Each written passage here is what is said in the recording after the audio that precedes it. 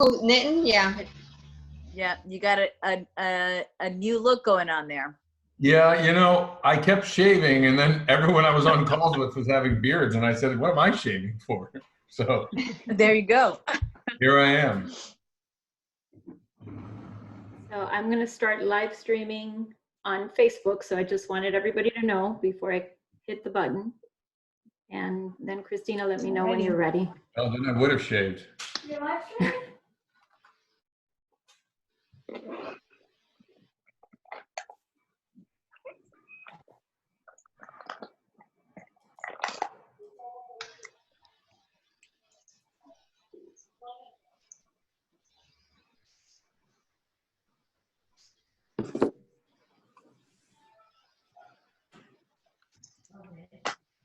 Al, you left just in time, huh?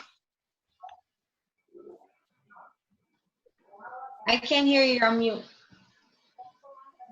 The timing is everything, huh? Thanks a lot. Oh my. I'm glad you're here though. Yeah, but I tell you, no one could have predicted this. I mean, to ride the crest and all of a sudden we fall in the valley, you know? And it's just unbelievable. Unbelievable. Should we start the meeting? Yes, yep, ready when you are. I'm just, I'm making sure that the board members that are on the call have the package. So, and I just send it Spencer and Gary, and then Barnaby, I'm sending it to too. Is there anybody else I'm missing that's on, Yvonne, that's a board member? Spencer, Gary, Alicia. I have everybody. Alicia's here. You have it, Alicia. Suzanne isn't. I thought she was going to be on. Okay. And Richard's not. I just talked to him. He's not going to. But so, he's fine based on what we're going to talk about today. But we can just go ahead and jump right into it. You want to open up the meeting, Danette, and I can walk us through. I'll start what we did here. Yvonne, do you need to say anything? Yes, I do. Okay, so good afternoon and welcome to Miami DDA's Finance Committee virtual meeting. My name is Yvonne de la Vega, Board Secretary for Miami DDA, and I will be serving as the moderator along with Ivory Boston and Elvira Manon from our Miami DDA team. Some important information before we begin. Board and committee members are reminded not to communicate with other board members via chat, message, or phone, as it is a violation of the Florida Sunshine Law. All conversation is to happen within this meeting that is being recorded. We encourage board and committee members and all participants to use the chat feature for any questions and/or comments you may have during the discussion. Board and committee members, Miami DDA Executive Director, City of Miami Deputy Attorney, and our presenters will be on video with the microphones open. Please note that if you mute yourself, you may need to request that the meeting host reopen the microphone via chat. You may not be able to unmute yourself. Members of the public will be able to view this digital meeting fully, but microphone and webcam features will be disabled unless necessary. This meeting will be live streamed on Miami DDA's Facebook page and later posted on Twitter and YouTube platforms. Members of the public may pre-record their questions or comments by dialing 305-379-6570, or you may send your questions or comments via email at delavega@miamidda.com. Public comments received via email or phone message will be read during the meeting and will become part of the public record. There will be a public comments section after each discussion item where questions received via chat, email, or phone message will be read and appropriate parties will have the opportunities to respond. The chat button is located at the bottom center of the Zoom screen. Closed captioning has also been made available for this meeting. To activate closed captioning, please press the CC button located at the bottom of the Zoom screen to the right of the share screen and record buttons. Members of the public who are dialing in will not be able to use the chat feature, but you may also leave your email questions at delavega@miamidda.com or record your comments at 305-379-6570. Please remember your phone will be muted for the duration of the meeting. At this time, no public comments have been received. With that, Miami DDA Finance Committee Chairwoman Danette Linares, the floor is yours so we can begin with roll call. Great. Good afternoon, everyone. Thank you for attending our Zoom, first Zoom Finance Committee meeting. My name is Danette Linares, DDA board member and chair of the Finance Committee. Starting roll call. And I can call everybody out because Okay, that'll perfect. probably be the best way. So we have Greg West, Finance Committee member, Alicia Cervera, Finance Committee member, board member Gary Ressler, board member Nitin Matwani, former board member Al West, Barnaby Min from the City Attorney's Office. We have staff, which we have all written down, Nancy Jackson from Commissioner Higgins' office, and everyone else is staff. And then I have Liz Cardinal. Okay, awesome. Great. And Spencer, So- I'm sorry, Spencer and Spencer Crowley, also DDA board member, and Christina Crespi, Executive Director, Yvonne Barrios, Senior Manager of Accounting and Finance for Miami DDA. Okay. All right, wonderful. Thank you. So thanks everyone again for being here. We're going to go through the budget. As you can imagine, this is an unprecedented time. And Yvonne and Christina have really spent a lot of, Yvonne Barrios has spent a lot of time with the budget, going through it just to see what we need to do. I think it was, very smart of them we have to go through the budget anyway, but looking at it through a completely different lens that we did not expect. So at this time, I'm going to hand it over to Christina so that we can go through each of the line items. We're going to have to make some cuts. You'll see that based on what was done already from this fiscal year to the next fiscal year, we've already reduced certain things by 4%, but it looks like we may have to reduce further to a total of 10%. And we really will need each committee to dig deep into, your committees and your allocations to figure out what we need to do. But Christina. Thank you, Danette. Thank you for opening it up. So yes, trying to plan a budget around this time has been difficult, but we did our best. So this is a draft, let's start there. And this is purely expenses, not revenue. So I want to make sure that everybody understands that piece, because we don't have the revenues yet. We don't have that number until the property appraiser releases them June 1st, a preliminary number, and then July 1st, the official number. So we'll know more what we're collecting. I'll tell you that property values are set January 1st of every year. So this fiscal year, it looks like we will be fine, but we can't predict that until we know what that number is. And then collection rates will determine what we're going to be collecting in revenue next year. So I say that with that caveat, just so everybody's on the same page. Is there any questions so far on that? No? Okay. So we want to plan ahead and start what we did here, and I'll walk you through like high level. You should all have in the spreadsheet that we sent a large document that has a lot of detail with some notes that talks about what we moved around. And then there is 3 other spreadsheets in the tabs that go through the specific areas. So operations, and then the 2 committees. And it's a cheat sheet that shows what we increase, what we decrease. So it's just easier to follow. So I'm going to speak off of that if you want to follow along with me. I'll start in the leadership and operations section. So I'll give it a second so everybody can open that up, so we're all on the same page. Yvonne, I'm not sure what tab it is because I'm looking at it in hard copy, but if you want to just tell them which one.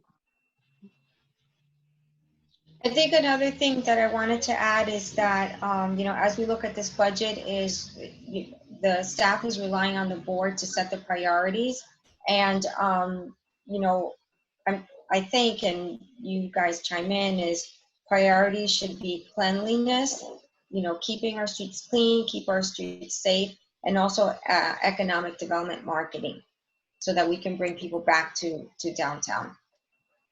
Right, thank you for that point. So that's exactly what we did when we went through this exercise, is keeping, with this new world that we're in, making sure that everything's clean, making sure that it's safe, with social distancing parameters that are probably going to be in place for, maybe the next 6 months to the year, thinking about those things as it relates to travel and, events that we would normally sponsor. Not saying that we're not going to do it, but just remembering that we're in a different world and we want to make sure that we're planning accordingly. And then economic development and marketing, absolutely. I mean, we talked in the recovery committee, which some of you participated on, about needing to make sure that we're selling the city and that once everything's opened up, that we're ready to receive people in a safe way. So we did build, all of that's in there, but I do need a direction on what else, and what number we want to get at. I was recommending 4% right now. What we did is we went through basically like low-hanging fruit projects that I know we're not going to do this fiscal year. So last year, there was a lot of money allocated to, I'm just putting it out as an example, resiliency, right? Are we really going to do a capital project around resiliency this year? Probably not. But do we need to still advocate for it at the federal level? Absolutely. So that's one of the things you'll see as I go through the budget.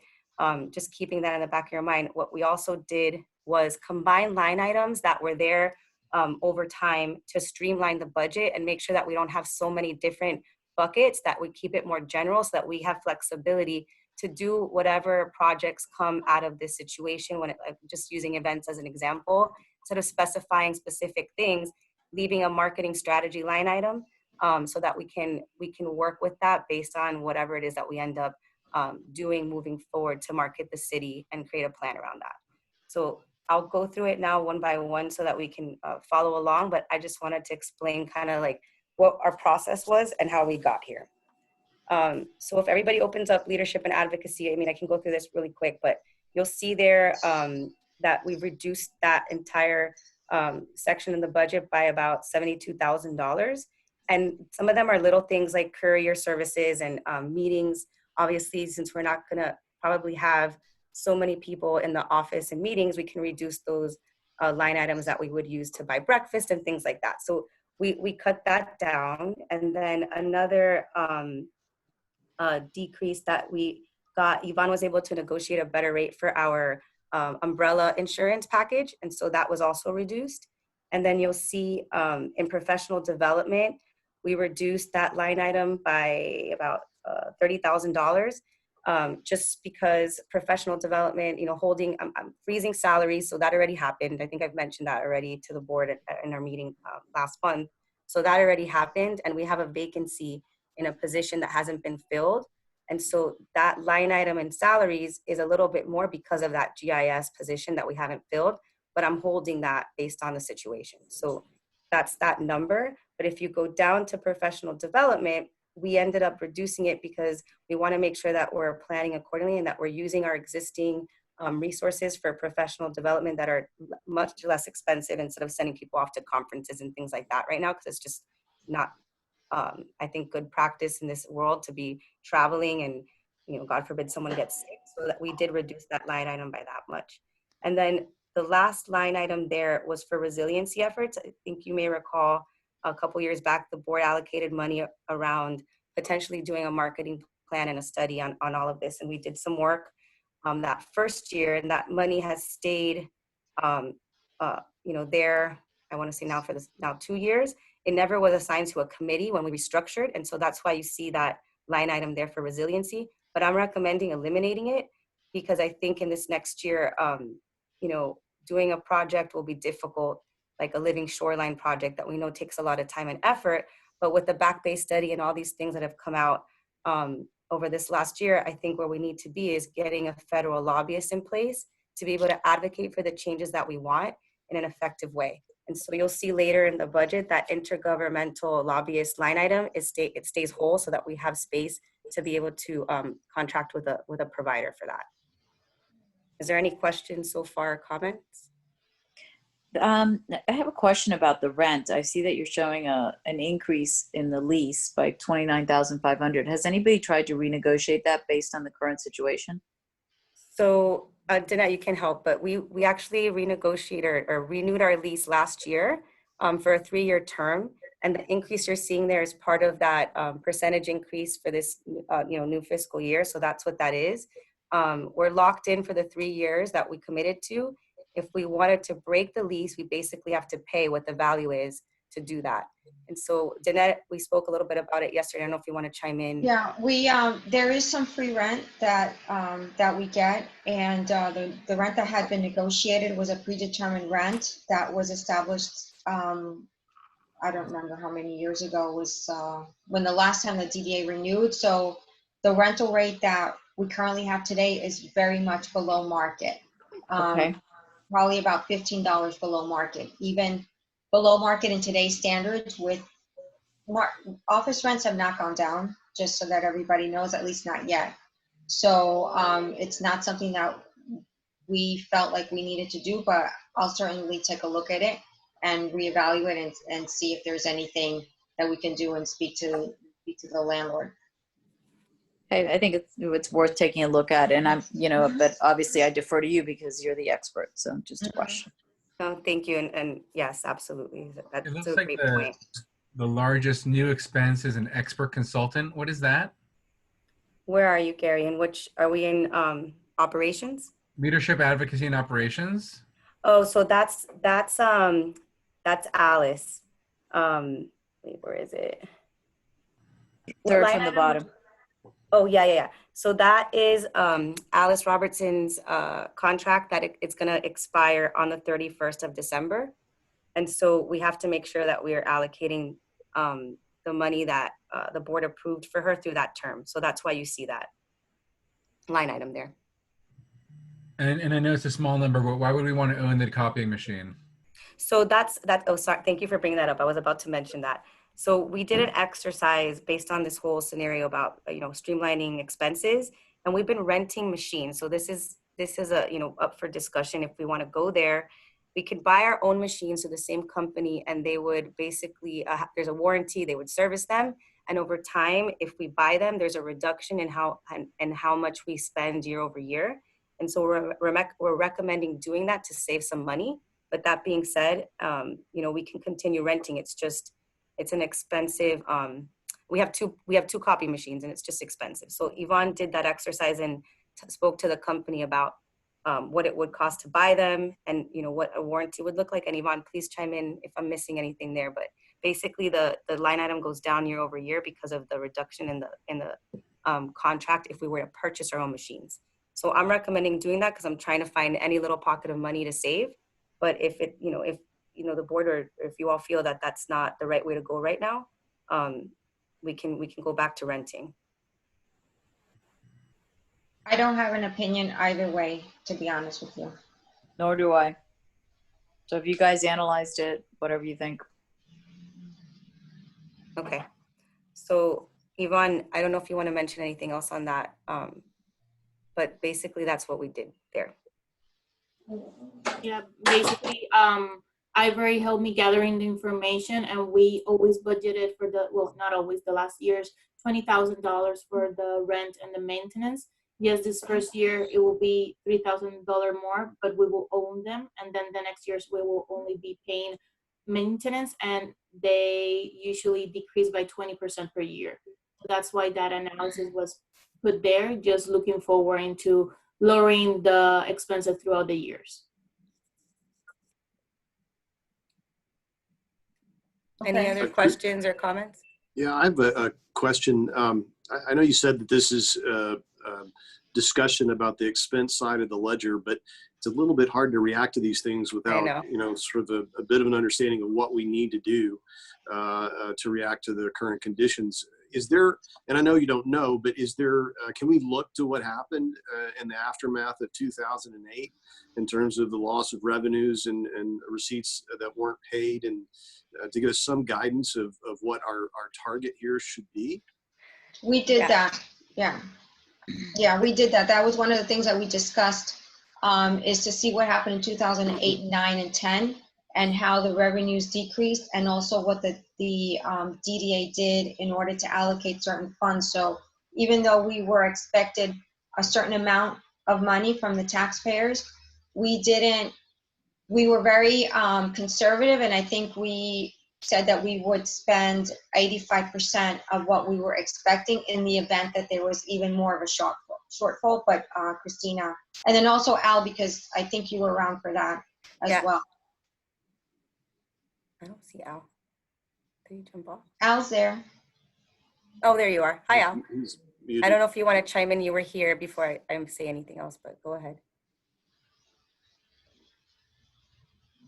You're up. No, I was here when all of that happened. So It's just, I would say it's a hard, so yes, we looked at it and we talked about it yesterday. It's just not an apples to apples comparison, but it's a good gauge. And so that's why, you know, based on our discussion yesterday, we started looking at the budget and started making cuts based on that conversation. And I want to get to a point where we're recommending additional cuts because of that. So what was the shortfall in 0809 after that downturn? What was the tax shortfall? Do you have that, Yvonne, to pull it up?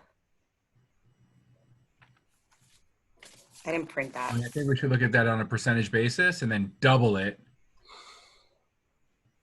I mean, at a minimum, to assume a budget going forward. I mean, makes more sense to me to start with what you have rather than what you want to spend. Yeah. You think you should double it, Gary? Listen, I'm telling you, as you know, in terms of what I am seeing on the commercial side, I think, you know, if not default on these, I think you're going to find a delay that we're not used to. You know, typically we get tranched money, if I'm not mistaken, from the county based on payment percentages. Right. And to your point, exactly. So without having those numbers, it's hard, Greg. Yes, you're right. But what I'll say is we'll know more, right, as this kind of rolls out. And then we just have to stop doing things. I mean, that's what it is. We can prepare a budget and cut things left and right, but I also want to have the ability to have funding if we need to, you know, do a marketing plan. I'm just throwing something out there, not just cut to cut. Does that make sense? Like without having an actual sense of what those revenues look like in July, we'll know more at that point. And if the collections aren't coming in at that rate that we're used to, you know, then we have. You were also mentioning, Christina, how the real estate taxes. Right. Yeah. So if you could talk a little bit about that. Yeah. So January 1st of every year, property values are set. And so in my discussions with the budget office and the administration at the city, when we're looking at our budget in particular, what they have said, and these are professionals, you know, one of them used to be the property appraiser at the county. So I really look to him to help me kind of gauge this because he's done that work. And what he said is basically like this year, it looks like we'll be fine. Next year is the issue because of Gary's exact point on the commercial side. With the situation that we're in, how is that going to impact square footage and the value of commercial properties? Because that will then, you know, we will take a hit there. And then construction wise, what's in the pike, not a lot right now, but there's still projects that are coming online. And with the situation, you know, being what it is and construction rates possibly decreasing, and, you know, Greg, and you can help kind of gauge that with what you're hearing in the market on your side. Maybe rates go down and that spurs construction. So then that helps us later. So there's all these kind of variables in place that we need to just be mindful of. But I would say based on my conversations for next fiscal year, it looks like we're going to be fine. The issue will be the value adjustment board, you know, at the county.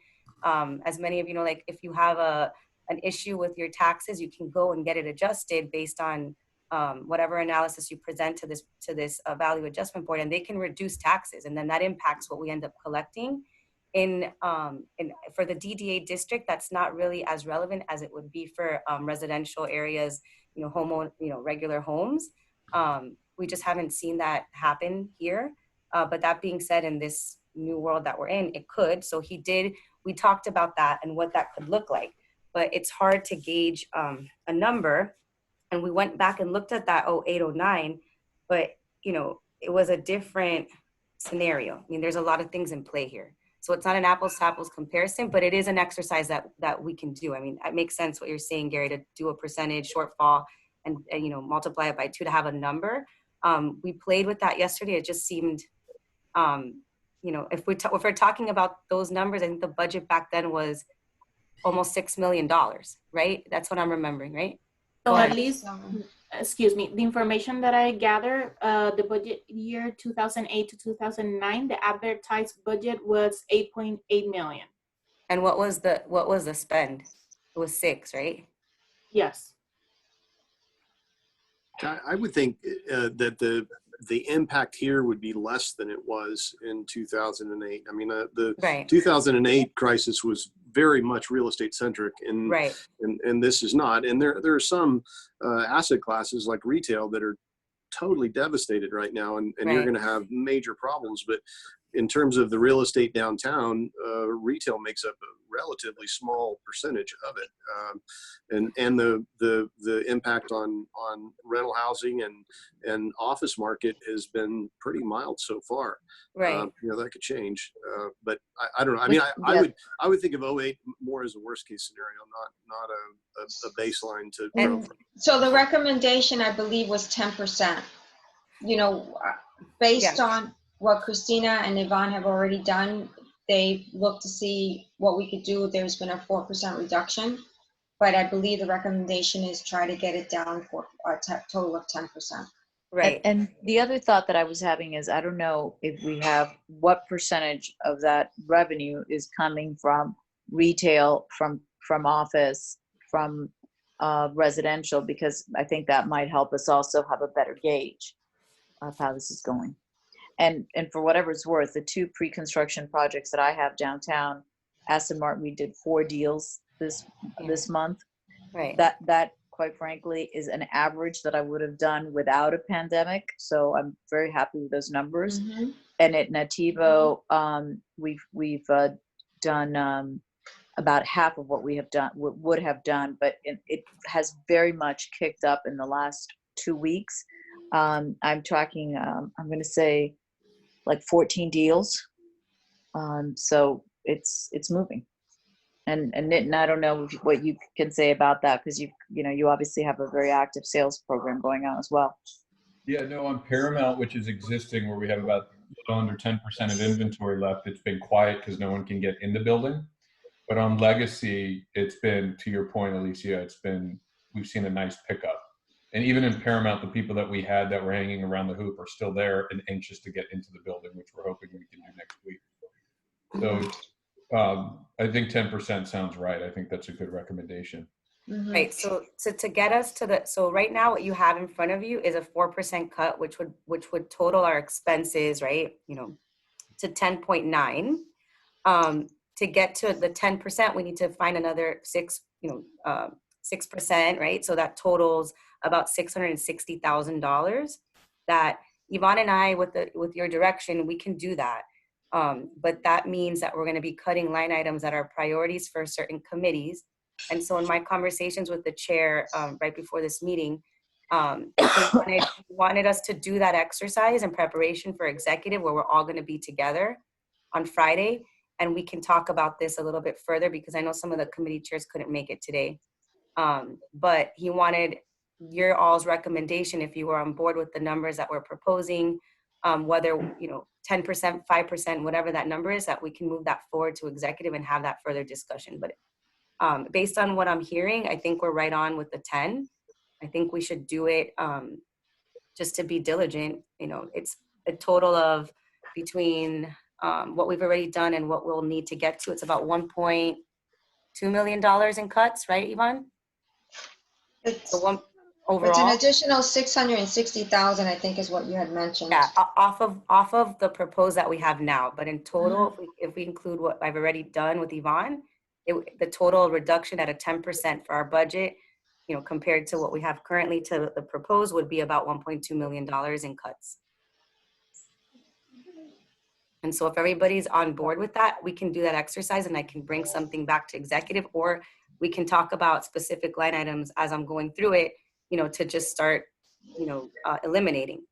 But, I think everybody's going to need some time to really think about, right? Just like look at this is a good document, because it's already detailed, and then there's some notes, and then you can all think about it. I'm not sure if this is the right. Yeah, and Right. So I wanted to ease into it and pull those low hanging fruits. So I started kind of talking about the strategy around it, and we can keep going, and I can do it quickly so that you all have the time to kind of review it and provide feedback. But going back to operations, overall, what we did there is a reduction of about $72,000. And there are some increases in line items, but they're things that were either tied by contract or, for instance, that workers' comp number, we have debt team members that are a little bit older, so we had to up that to be able to cover those debt team members. So that's why you see that fluctuation, but we were able to still reduce it by $72,000, pulling out resiliency. And I want to just mention that because it's in 2 other places in the budget that you'll see as I keep going. So if you guys don't mind, we can skip forward to urbanism, and I can talk about what we did there.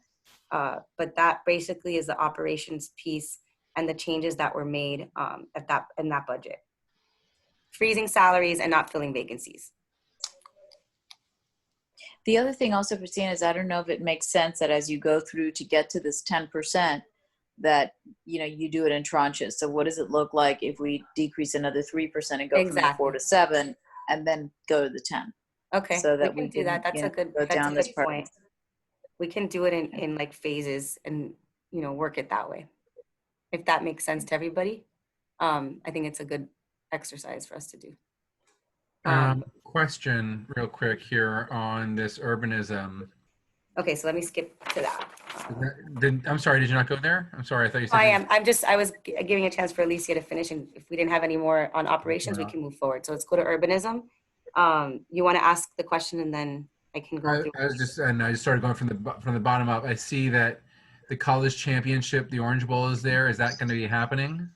So that was a discussion that happened at the recovery committee meeting briefly.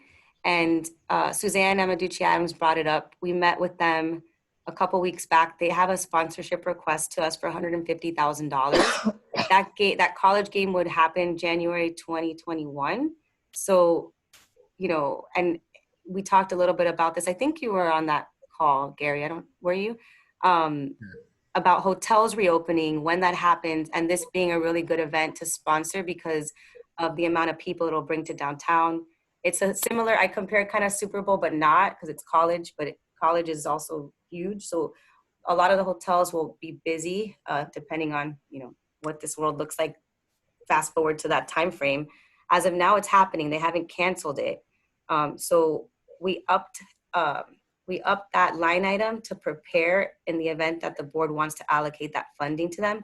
But at the same time, I'll say that in sponsorships, we have $345,000. We can not set aside that money and leave it flat or, do it. I mean, the consensus on the recovery committee, my takeaway was events are going to be important. Helping hotels are going to be important. And this is something that. On any of that. I just was asking, I didn't remember what the date was, just asking if that was that. Okay. Sorry. I didn't mean to over talk, but that's what that one is. And we just put a placeholder for it.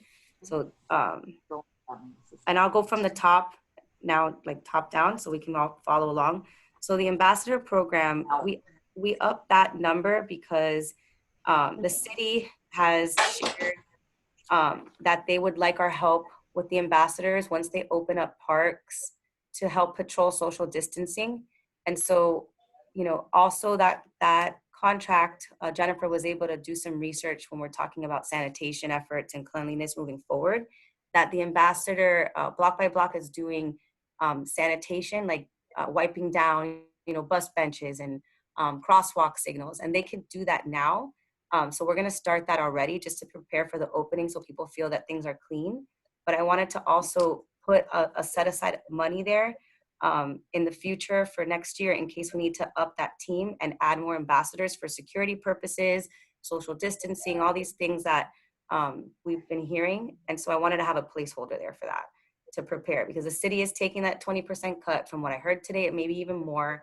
It's going to affect solid waste and what they do for us as it is. And so I want to be ready. And you'll see as we get down into the budget, there's a red kind of like a highlight there with a new for the sanitation program.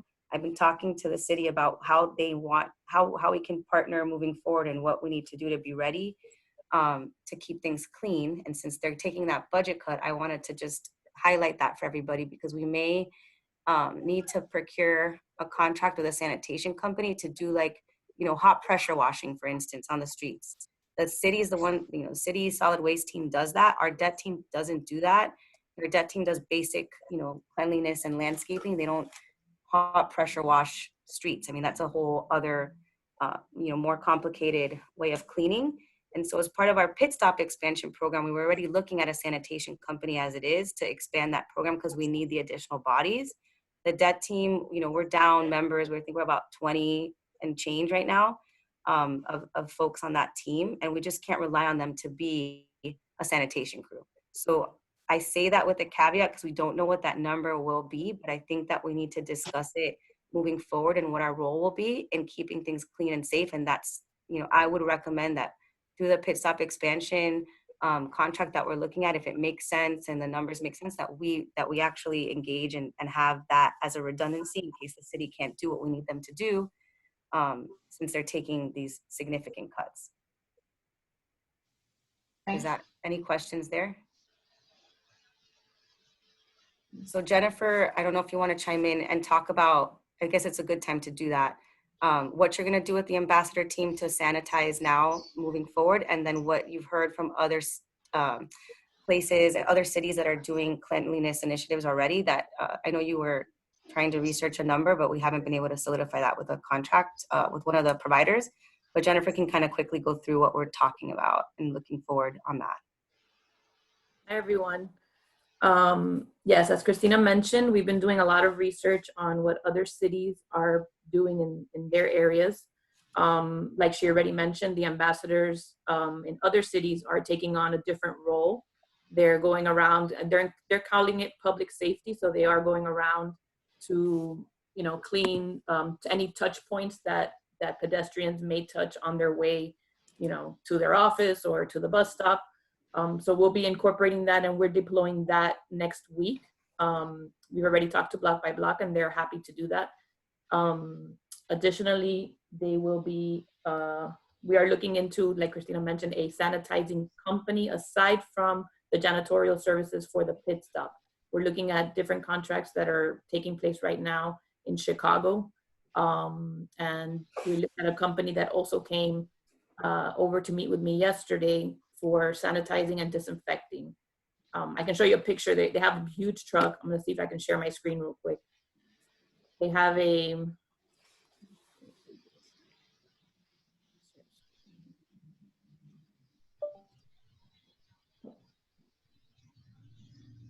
so they have, they came over to downtown yesterday and they showed me how they have trucks set up. They have several trucks that can be used to spray down sidewalks and kind of like disinfect with different types of chemicals. We're looking into the chemicals to make sure they're not going to affect the environment in any way. So we're doing all kinds of research with, I've talked to Chicago, I've talked to West Palm Beach, Austin, Texas, Dallas, Texas, San Francisco. We have, an array of different cities and what they're doing, but a lot of people are just utilizing whatever they can from their clean team, using their ambassadors to continue the, to kind of enhance what the clean teams can do. And a lot of them are using PR. They're using the PR to make sure that people are informed of all the steps they're taking to make sure that people feel safe coming back to downtown, which I think is the important message. We're looking at those options. Additionally, we're also talking to Solid Waste to see what their plan is, and we're trying to get that together from them to so that we all collaborate on these efforts, and it's not just the DDA. Does anybody have any questions? Right. What else? So then, okay, so going back to that, so we put a placeholder there for the ambassadors in case we need to add more. Obviously supplies are going to go up because of the situation. So we added money in different line items, like for debt team, our NEAT team, same thing. So you'll see increases there. The debt team truck, Jennifer was able to purchase this fiscal year, so that comes out. We took out the SMART plan money that's been there year over year, and we haven't been able to utilize it. I'll say in the conversations and why that was there from a few years back is when the county came to us and asked us to support them in the SMART plan, the board allocated money to be able to market it. And we can do that in the current line item that we have for marketing. So I don't know that we need to have a placeholder for a smart plan when it's a county-driven project. Obviously, the beach link is important. It's a, we all know it's a board priority to make sure that we have options and transportation options for downtown. But do we really need to save money to do, like, we're not gonna build anything. Cut it. That was more for marketing. So. Yeah, cut it. That's Yeah. so that I'm recommending eliminating. Alan might chop my head off for that, but we have money elsewhere in enterprise to be able to market whatever comes next as this moves forward. But that's still in a procurement process that's ongoing. We don't even know. I don't even know if the entire board would support the smart plan in its current incarnation anyway. Exactly. So good. So we're all on the same page there. Good. That was one that we were talking about yesterday. Art in downtown. So that was the former art days, and that allocation's been there. I'm recommending eliminating it right now because what we did was we partnered with the Art Center. We've been doing Arts Launch. It's been going really well. And we give the Art Center a legacy grant as it is. We have a big bucket in sponsorships, as you'll see further down, for events. And we can always allocate funding from that bucket. Year-to-date spend there is about $160,000. When you look at the big spreadsheet that has, projections of year-to-date. And so doing those numbers doesn't make sense to hold $50,000 for art days when we're not doing art days anymore. It's a partnership with ARS, so I'm recommending cutting it. And if we need to do something, we can pull it from that bucket of sponsorships. And they get a grant from us every year anyways. We give them a legacy for $25,000. So this is just for art days, this bucket here? Yeah, exactly. I want to make sure we're not cutting all art in downtown. No. Despite our, and miss opportunities to provide programming for residents, in the middle of all this. Absolutely. So if you look further down. The other thing I would say, Christina, is as we're cutting these things, I would earmark them so that when the world starts functioning again, because I think it's going to be easier to swallow for everybody. If it's their pet project, if they know it's not disappearing forever, but we'll see it again when things come back to normal. Right. So what we do, under each of the line items, and that's why I'm trying to join line items together and not have all these little bits and pieces, combine them in bigger buckets. And you'll see that later in enterprise, how we up some of the buckets there.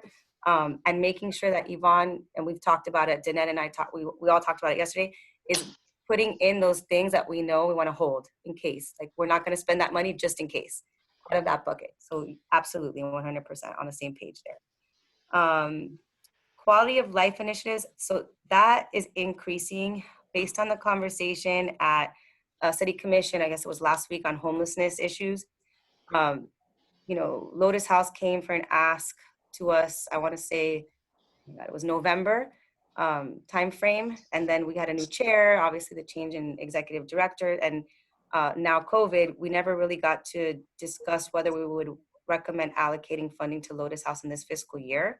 So they've been talking with the city. The city's given them $100,000, $35,000 last year. We need to discuss whether we want to allocate funding for them. I only say that in this discussion because we put money there in case we need to assist homelessness issues moving forward. As you all know, we give Camilla's House money for beds. I mean, you see the note there. We've done the day center. I want to say now we did it last year. We haven't allocated the funding in this fiscal year yet because they need to come and ask for the money, but we put a placeholder this fiscal year for that. And so we're keeping it whole based on that. But then if we get more asks, Hermanos de la Calle was approved on the last board meeting. They house, 40 formerly homeless people. That's actually putting people in a stable situation with wraparound services. Whether it's Lotus House or whoever, I wanted to make sure that we had a line item there that made sense moving forward, because homelessness is going to be one of our major issues. As you all, it's always been a priority for the board to deal with it. The city is having discussions with the Homeless Trust on dealing with the most chronic and what next. So, I'll tell you, in urbanism, there was a debate about whether we should even be in that business or not. But we haven't brought that all to a close. And I think as the board needs to decide, should we be purchasing beds? Should we be in that business? Should we be saving money for, service providers and, allocating beds for people in homes and whatever? we've been doing it all this time. It isn't, you know, a core essential role of ours. There's the homeless trust has $60 million. We all know that dynamic. I mean, I don't have to belabor it, but for me, that's one of the biggest issues that we're going to face as we reopen, because since the city's been, you know, desolate, we have a lot of homeless people here. And so we up that based on that discussion at the city commission, but that for me is a question mark. And I think that we all need to think about, you know, where the board wants to be in that discussion moving forward. So is there any questions there? All right. Well, I guess my one comment to that, Christina, would be that where we want to be, and I don't know if anybody has the answer to this, is the place that the money can go to that can get the people out of downtown, Right. and not recycle them back into downtown. Absolutely. So I would prioritize the give based on that as priority number one.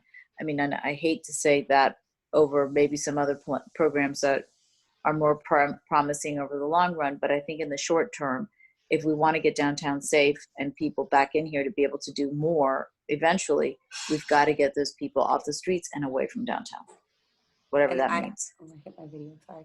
I agree, and I've been talking to the city about it, and so, you know, I'm waiting, like, what is it that, so the Hermanos de la Calle is a perfect example. Those are 40 people that will get housed, right, in a home with services. Programs like that to deal with the most chronic, because what we have here is the most chronic and they're difficult. So if once they come up with whatever that is, we can figure out how to partner. But like just buying beds to buy beds, you know, like we've been doing at Camilla's house, although it's important and it services our clients and it's part of Pottinger to have that option. And that's why the board has always committed funding to Camilla's house. They're one of our great partners. They do a lot of outreach and you know, supplement the city in what they're doing. You know, beds are it's a cyclical thing. If the person isn't in recovery and they're not moving on to the next step, they're back out on the street and then somebody else gets that bed. So 100% hear what you're saying. We need more organizations like the folks that came to us that we allocated funding towards that can actually provide services out of the cusp of the homeless trust, because that situation, like, you know, we have very little control, and you know, the county and the city are discussing how they can work together. But I was on a 4-hour city commission meeting about this and it got nowhere. So, you know, I just say that so that we're all thinking about it. And I agree with you, Alicia. I mean, well, might it be an option to go back to these hands on the street or whatever they're called and see if we give them more money, if they can do more? They would love more funding, I would say. I mean, the more the more funding they get, the more houses they can rent and more services that they can provide. But, you know, that's something we can discuss moving forward. I just wanted to make sure that we had a cushion there, because we do have that commitment to Camilla's house every year, you know, making sure that we have a little bit more based on this new group that came out. Who knows what other groups end up coming together out of these discussions. You know, there could be more organizations that come up with solutions that make sense out of the cusp of the homeless trust, and we should be ready to be able to help. Lotus House, I mean, if they're able to create a nexus and house people that, you know, they deal with women and children, very important, respectable work, they're amazing. I mean, but will they be able to service our downtown clients, so to speak? That's a question for me, because we don't have a lot of women and children on the street. I mean, and so we'll have to create a program if the board ends up wanting to fund them that makes sense to actually take our population off the street and some type of a permanent situation. But that's still kind of open-ended and we need to discuss that ask, but that's why we increased that line item. Does anybody think that maybe we should reach out to these people and ask them for a proposal so that Lotus House gave us one. No, not Lotus House, okay. The other people. The people that we funded, the hands to whatever. The Hermanos de la Calle. Hermanos de la Calle. And see what more they can do. I would say let's wait, because the city still has to allocate their match, and I want to see when that happens and what, you know, how this is all going to roll out before we start, you know. Okay. Well, for my money, I know their answer. Their answer is going to be sure. The more you give us, the more. But there has to be a proposal, and it has to prioritize our population. But for my money, the less we can do with the homeless trust, the better off we are. I mean, that's just been proven not to be a solution for so many years. And by all means, I'd love to hear what everybody else thinks. I think it's better to have an agency that specializes in this, do this, versus us doing it. So we'll get proposals on that. We're working on the one now, so we can talk about, Elena's heading that up. We can ask them, you know, if there's more funding, what could they do? And we can have this discussion at executive if they're able to provide more details, okay? So that's that one. Pit Stop, as you know, we're expanding that program, so that $350,000 is there next fiscal year. The city of Miami and Camilla's house both allocated $350,000, so this is our match for that program. We're in the process of procuring those bathrooms. As soon as we're able to get them, they'll be out, and we'll have them manned and staffed with our debt team and the janitorial services contract that Jennifer's been working on. So that's that cost that we have there. And then where you see that there's we collapsed and combined some of the line items, so that's what you see in that decrease. It's not that it's going away, but we're going to put it under marketing strategy and make sure that it's all under one bucket, so we don't have these strange kind of like one-offs. And so we moved that into that line item. Then the dog park maintenance, that's the Commissioner Higgins project that she's been working on, and Nancy's on the call. We need to get the number. The ask has been for the DDA to pick up the maintenance of the dog park. And so Nancy's working on getting us what that would cost recurring, because if we're going to do maintenance with the debt team, you know, it's going to be year over year. So we have the $100,000 placeholder based on last year's recommendation there, but without knowing what maintenance costs year over year, we need to kind of wrap that up and decide whether or not the board's willing to pick that expense up.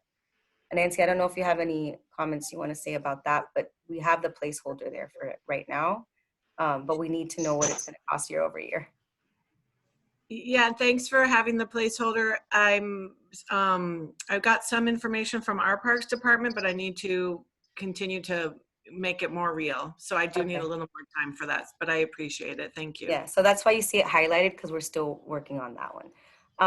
The research line item, we moved that into the bucket for research. It was out there by itself, the $7,000. So that got combined with our research line item that you'll see later. And then I'm recommending deleting or decreasing, deleting actually, the two resiliency buckets that we have, the $100,000 for the shoreline and the $200,000 for the matching funds, based on what I said earlier, and just making sure that we are, we're going to procure a federal lobbyist to deal with these issues at the federal level, in addition to the CARES Act money that's coming out. You know, there's a bunch of opportunity now to partner with the city on, you know, homelessness issues, economic development stuff. I mean, there's a potential $6 million that the city could get. So Elena's been working on that. She had a call this morning with the economic development, U.S. economic development head, to kind of figure out, you know, how this works. It's a complicated process. It's not easy.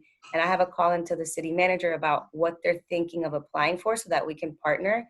And I think, you know, doing something around homelessness issues, bathrooms, things like that, that can help kind of, you know, move that along and then help spur economic development in that way would be wonderful. But that being said, that just came out late last week. So we're still figuring that part out. I think having a federal lobbyist right now is key, so that we can push these asks forward as things are coming down from the federal government.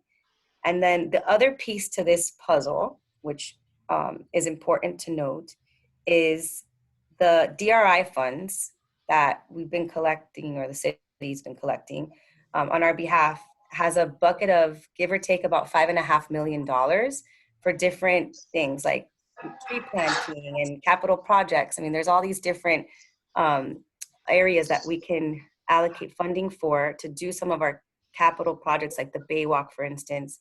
And so Neil and our team is working on a list, and that would eventually have to go to the city commission for approval.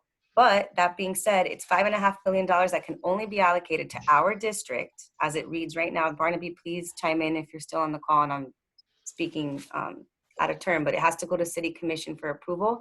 But it is a pocket of money that can offset some of the other line items that we have, like the Baywalk, for instance, Biscayne Green, things like that, the tree survey and the tree planting efforts that we want to do and beautification efforts, those things, if we're able to get the commission to approve that allocation, then that's another cushion in our budget to do other things or save, for the future. But we're putting together that list, and that's a process. But I wanted to mention that because we haven't discussed that in a while, and there is a significant amount of funds there that we're looking into. Are there any questions on urbanism or comments? And so what I'm walking, just to remind, I'm walking us through the changes we made. The larger document that has the detail will have more line items. And as you're looking at as you're looking at that detail and you have any recommendations of where to cut in preparation for Friday and trying to get us to that additional 6%, it's helpful, to get some direction there. But I'm not going to go through every line item right now. I'm just showing you what we've done to date.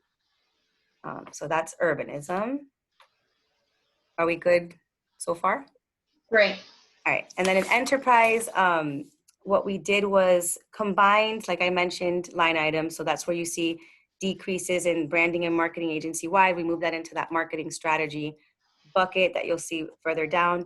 I'm recommending eliminating conferences and trade shows right now because of the new world that we're in, and how that's all going to work out moving forward is yet to be determined. It's $80,000 that's been there year over year, and traveling and going to conferences is probably not going to happen.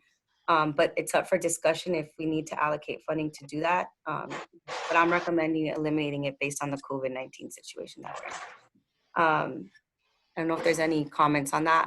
Christina, it's Nitin. I have to unfortunately go. I have a 2:00 meeting.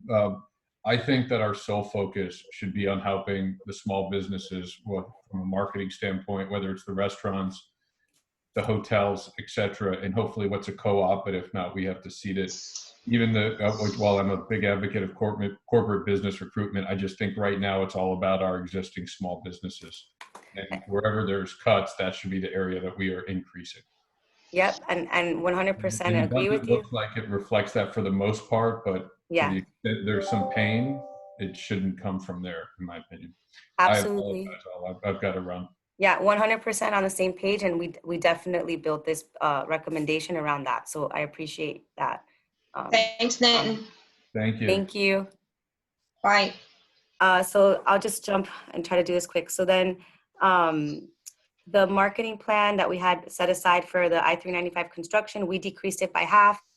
Obviously, we're not going to have as much traffic, and that project hasn't been solidified of what the underdeck's going to be. Unfortunately, Steve Williamson resigned from the city, so that capital improvements director is position's vacant, and so that's on hold. So we reduced that by $50,000 based on what I'm saying for that I-395 construction project, and then we decreased the videos and the photography line item based on current spend. So we looked at projections, and then we reduced that line item by $15,000. Promotional materials, we upped. The pandemic and social distancing issues has increased. Masks are very expensive, I'm sure, like many of you know. So we've come up with some interesting recommendations for our giveaways. That it's more around hand sanitizers and these little keys that open doors so you don't have to touch them. I know, Gary, you mentioned whether they ruin the doors, and we're looking into all of that. But we wanted to make sure that we had enough money there moving forward, since prices are going up for our the giveaways that we have. And I think hand sanitizer, it's been a huge hit. It's just not as cheap as what we used to get, so we increased that line item. And then website hosting is decreased based on the one provider that's doing that now. So that's based on actual numbers. Our research database and subscriptions have been reduced by $10,000 based on what we're currently using for subscriptions. Marketing research and strategy, you see the increase because we lumped in all these different buckets, and you'll see that in the note. So that goes up, but it's basically a wash because we're moving line items around. That 3D model had been there for the project that was done a couple years back to show the growth in construction in downtown. We lumped that into the research firm number because it basically is research. So we're recommending removing that line item. And then corporate business recruitment has an increase based on the discussions at the county and their cuts that they're about to potentially undergo, and what the state's doing as far as, Beacon Council, Enterprise Florida, the incentive programs that they're giving. And I know it's been a priority, through Nitin's committee and Philippe's committee to make sure that we're incentivizing businesses. So we recommended upping that by $150,000 to provide a match for an incentive if it makes sense. And, we have an opportunity for a company. That being said, that's also up for discussion, but that's what that increase represents, in addition to the combining of the other line items. But like I said, we don't know what the county's gonna do. The Beacon Council's taking a hit as far as, salaries and staff. We've heard that. But moving forward, we don't know what the incentive programs and what that means based on the state. That still hasn't been decided, but we wanted to be ready, so we're recommending an increase there. Is that and then tax is getting wrapped into. Is that congruous with what Nitin was saying about putting those monies towards the small businesses rather than the recruitment of new businesses, et cetera? Because that doesn't sound like it. So it's an incentive line item that has, that we upped a couple years back to be able to provide, help for businesses. Small, medium size has been the sweet spot for us, right? 50 people or less. And so what we've done in the past is, like, I think you remember I Squared, the board allocated, I think it was $50,000 to help them with the build out. And so it would be doing things like that we'd take to the board. We wouldn't just allocate it to allocate. It would have to make sense. But you'll see further down when we talk about, when Nitin mentions small businesses and helping them, that's everything from marketing to permitting assistance, leaving that allocation of the $50,000 that we've had there, making sure that we have a one-stop shop where people can come in and we can push permits. I've already talked to the city about making sure we're expediting things and not holding things up. And so that is going to be key to, businesses coming into downtown. And we want to make sure that we're keeping that funding there for that. And so I've kept that whole. I think maybe we should footnote that, saying that we want an emphasis on the smaller businesses and the existing businesses that are struggling, rather than you bringing in new ones right now. I don't know what the board feels about that, the members that are here. Yeah, and that makes sense, and we can make a note for that. And that incentive money can be used for helping, a business that needs to readjust, or, whatever the case may be. Buy stuff for social distancing. What this world looks like. Yeah. Exactly. Mm-hmm. Yeah, so we can add that note so it's more streamlined. And that's good feedback. So thank you.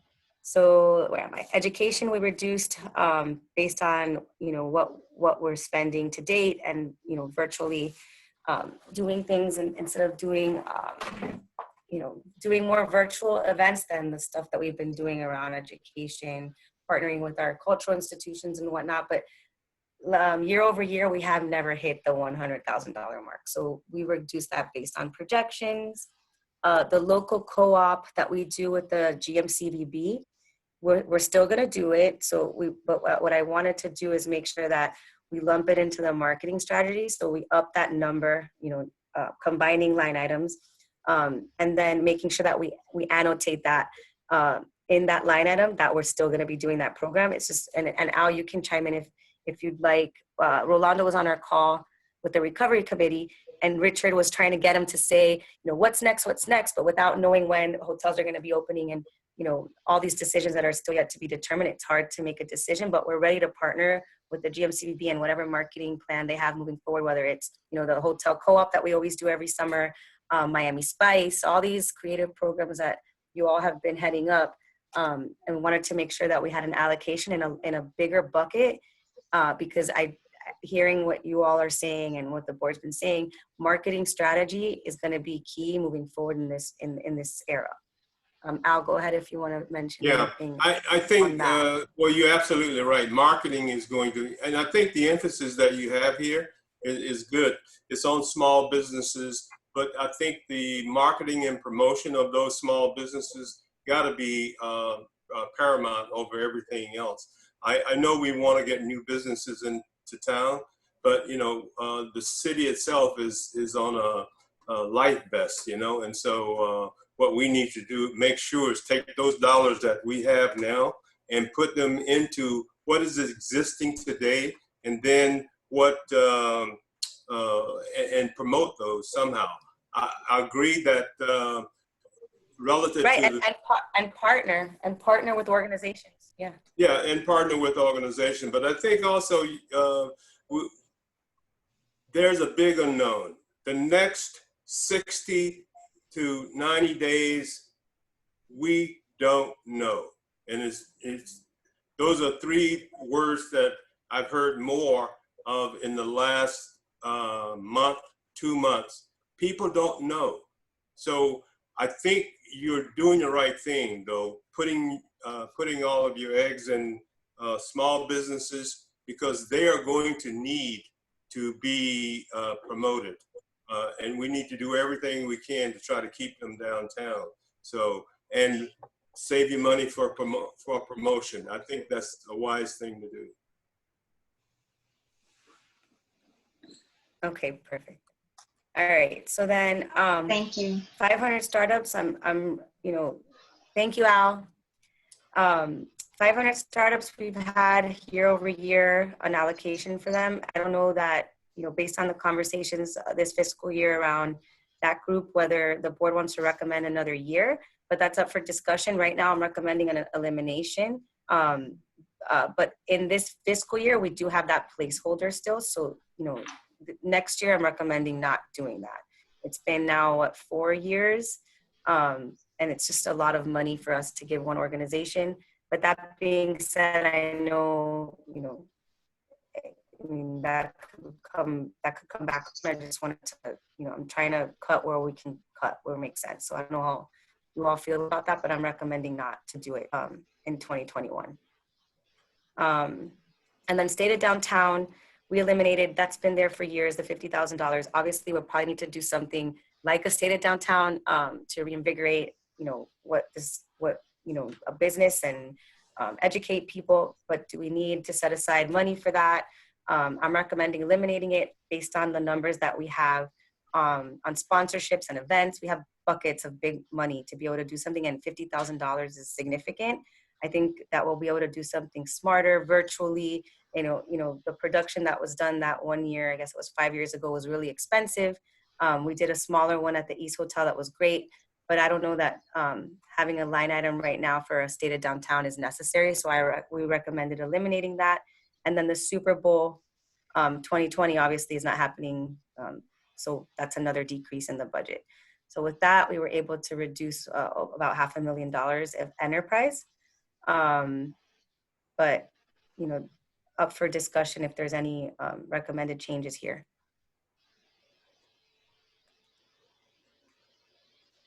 Any comments?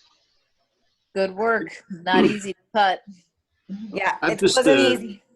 Just one suggestion, based on what we discussed early on, this is probably not the end of this. It's a bit of the beginning.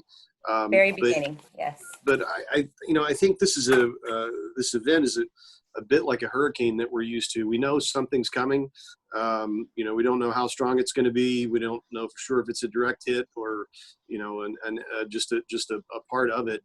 So I would start to think about the next increments are contingent increments that, things that you would do if it becomes evident we need to react further, rather than just, abandon our mission, core parts of our mission when we're not sure if we have to do that or not. And the necessity of it is going to become pretty evident in a fairly short period of time. We're talking, Al said 60 to 90 days, and I tend to agree with him, where the state of the world is going to be a lot clearer then than it is now. Christina, when does this process, when is there a real deadline for this process? So we have to solidify the budget. The millage has to be solidified by July. And what we've done typically is millage and budget by the July board meeting. So we have time to discuss this further. This was the first pass at us just kind of, recommending areas that we think we could streamline and cut. But that being said, we still have, all of June to hash this out. And in my discussions with the chairman, scheduling a board workshop, I think, is the best next step after executive this month in an early June timeframe, so that everybody's on the same page and we can really go, instead of having it in committees and siloing things and then eventually then having to schedule another bigger meeting and do this workshop. What I'm recommending is taking this to executive, talking, if it's the recommendation that we've cut further to get to that 10%, Yvonne and I can do that exercise and we can talk about it at executive, but then scheduling a board workshop on just the budget so that we can really look at this, mid-June timeframe, when we know more of what's opening, what's not. This is like a day-by-day development. To Greg's point, it's not easy to plan for the hurricane that you think may hit that's not. So it's a triage. That's how I'm looking at it, like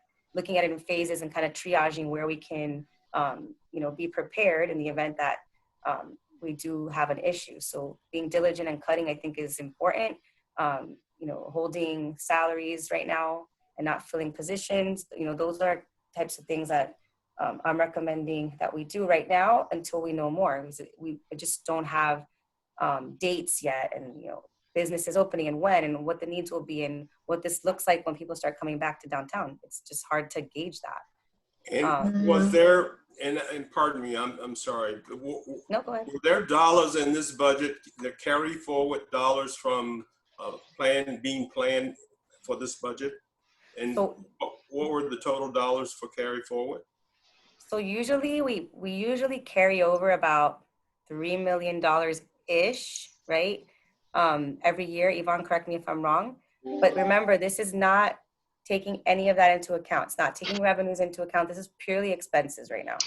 But typically, year over year, we carry over about $3 million. Okay. And the board, the last couple years, has asked us to start eating into this. I think you remember that exercise that we did that shows what was contracted, eating into our reserve and kind of spending, because it was like 4 million one year, then it was 3. And so we've been slowly eating into that. Now with this situation, things have changed, but historically what we've carried over is about $3 million. Okay. In the past, 4 years, I would say. Yeah, and the other thing that I would suggest is when you get to that point, start asking the question, what discretion do you have to push, if there are carry forward items, or do you have discretion to push those further into the future? Absolutely. So that you can free up those dollars to maybe use for current operations. And I have another question. What about, with the coronavirus stimulus program that's out there, there's like the Family First program, PPP and all of that. So can you give me a little recap on what's happening with those? Yeah, so I didn't go into all the things that we've been doing to date as a result of the COVID-19 crisis, but one of the things that the team did very early on was assess what businesses were open, what the needs were. And so we started a Go Local, Go Direct program. We created a grant program and partnered with FIU South Beach Food and Wine Festival to help restaurants. And we're able to get now close to about $200,000 in grants for restaurants at that time, at the beginning of this, and it's still ongoing. And then created a small business task force of volunteers that Julia's heading up that help handhold folks, whether it's a business or an individual that need help processing that paperwork. And they were able to help, I think it was like 70 businesses in that first week when everything got released. And the city allocated additional funds for their programs, which got, within a day, I think that all got dried up. But Julia's team, through volunteers, have been assisting anyone that reaches out, whether they're in the district or not, to navigate those programs. And then most recently, last week, the federal government issued the CARES Act stimulus package and the grants that are going to be available to municipalities and economic development agencies, which Elena's looking into, and I mentioned that a little bit earlier. That's why I think we need a federal lobbyist. We have the allocation in the budget currently to do it, and solidifying what that ask is in partnership with whether it's the city or the county. And Nancy, I don't know if the county's decided on whether they're applying or what they're applying for, But if it makes sense for us to partner on a bigger ask, I think this is the time to do it. And federal lobbyists will be key in that, and also in the back-based study and these resiliency efforts that we want to make sure are kept at the forefront for our community, and that we're not, being pushed to do one thing or the other. So what is our tax code? The tax code? What do you mean? 501c6, 501c3. We are a municipality. We are part of the city of Miami. So we would ultimately. Even so, we have to have an organizational code, I think.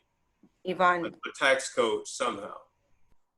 So we had this conversation some weeks ago, months ago, we were receiving some funding, and Dr. Elena did. Can you hear me? Hello? Barely. Yeah. Hello? You're breaking up. You're breaking up there. Your reception. Sorry. So Elena did this investigation, like she went through everything, and she said that we're not technically a non-profit organization. We are a tax-exempt governmental entity. Yeah, but is that a 501c6, which is tax-exempt, quasi-governmental? C4, whatever, because a lot of those are eligible for the for loans and things. So yeah, but for example, the 501c6 is like considered like if you do a chamber of commerce, like those kind of businesses that collect fees. The DDA is based on the fact that it's a city, it's a governmental entity. Well, right, and I'm very well aware of that, but the reason I asked because there's another tranche of money coming down, hopefully next week, for $1 trillion, and 501c6s are going to be included in that. So we need, if you would just give me at some point, just give me what your code is, tax code is. I would appreciate it. Yeah. Okay. We'll do that. Between Elena and Yvonne, we'll get that done. We've been trying to figure out where we fit in the scheme of things based on what the requirements are to access the funding. And to date, and I mean, Elena, chime in if you're on and you have any new information based on your call this morning, but it sounds like we have to partner with the city or county to access what's currently existing from the feds. Yes, so we spoke, essentially the federal registered. We are actually part of the city's account, and by account, I mean it's the DUNS number that allows us to register with the SEM system. We're talking to the director of grants at the city, and we'll be talking to the manager. I mean, we have to ensure that they don't have any competing projects, but otherwise, and actually today we were just told by someone from the department that we'll probably have to make application for this grant specifically based on economic development and marketing and economic recovery for businesses. So we'll be looking at that. We can use the dollars on the study to prepare the recovery plan as well as execution of it. So we only have but as of now, we're considered an entity under the city of Miami. Like we can't just apply by ourselves right now. No, we can't. I think that's what Al's asking. Yeah, because I think if I want to know how big the window is for you to access dollars, and because with all the money that's laying out there today, it's if you're talking about the same exact grant that I'm talking about, it's under the CARES Act, the recovery dollars. So nonprofit entities can apply for that as well as governmental entities like us. So in order for us to qualify, we have to go through the city. Good luck with that. Oh, I know. we're trying to figure it out, but we can send you what we have on that. And if you want to help us break away from the city, if there's a way to do it, and you can figure it out and guide us, absolutely 100%. That makes it a lot easier. Well, I'll get that information after this meeting a little bit later. But Okay. I think we should try everything under the sun because, again, this is a brilliant opportunity, and we can't let it slip by. Yeah, 100%. And the good news is there's a window of about, I guess, 2 to 4 weeks right now for this money. So we have some time to solidify what that is. And then also just being, thinking not to compete with our partnering governmental entities like the city and the county. We can help frame those conversations because I don't think they're thinking about, I mean, based on what we've talked about this week, they don't have any recommended asks right now. And so we're early on in the game, we can provide what that could look like and get them on board, I think would be beneficial to us. So we're not competing with them on grant monies. Okay. Well, let's talk about it after this because with everything going on, there's got to be a way that we can access some of this money that's going around. I'm absolutely happy to do so. I think it's, Okay. I agree 100%. We're all about show me the money right now. Whatever it's we can call you afterwards, Christina. Or we can stay on the Zoom call or we can start a new one, whatever makes sense. So it's not. Okay. Well, yeah, I'm here. My next meeting is at 3:30. So. Okay. Okay, guys. So are we good to go? Yeah, we're good. If the committee wants to officially direct us to do that extra 6% cut exercise, I would welcome a I think we motion talked and, about having it in stages, right? in phases. I think we talked. Okay. Yeah. So right, moved. so we need a motion. I move.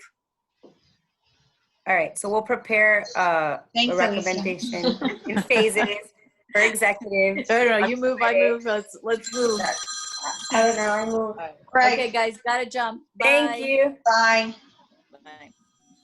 Okay, real quick for the record, we have not received any questions via chat or anything else. So everybody have a nice afternoon. Thanks, right. everyone. Okay, thank You want to see you Friday. See you I Friday. can stop. No, I can stop recording, and you guys can stay on. If you want to do Okay, that. so people can't jump in randomly, right? I'll block that too. Are we still on Facebook?